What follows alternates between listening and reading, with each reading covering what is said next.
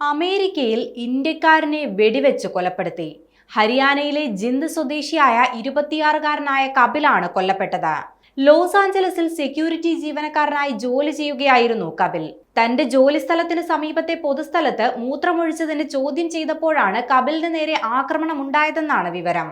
കഴിഞ്ഞ ശനിയാഴ്ച വൈകിട്ടോടെയാണ് ഹരിയാനയിലെ കുടുംബത്തിന് കപിലിന്റെ മരണം സംബന്ധിച്ച വിവരം ലഭിച്ചത്. 2022-ലാണ് കപിൽ അമേരിക്കയിലെത്തിയത്.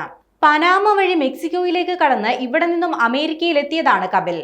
45 ലക്ഷത്തോളം രൂപയാണ് അമേരിക്കയിലേക്ക് എത്താൻ കപിൽ ഏജന്റിന് നൽകിയത്. പിന്നാലെ അമേരിക്കയിൽ അറസ്റ്റിലായ ഇദ്ദേഹം നിയമപരമായി പുറത്തിറങ്ങി. പിന്നാലെ ഇവിടെ തന്നെ ജോലി ചെയ്യാനും തുടങ്ങിയെന്നാണ് അന്താരാഷ്ട്ര മാധ്യമങ്ങൾ റിപ്പോർട്ട് ചെയ്യുന്നത്. നാട്ടിലുള്ള 2 സഹോദരിമാരുടെയും അച്ഛന്റെയും ഏക ആശ്രയമായിരുന്നു ഈ യുവാവ്.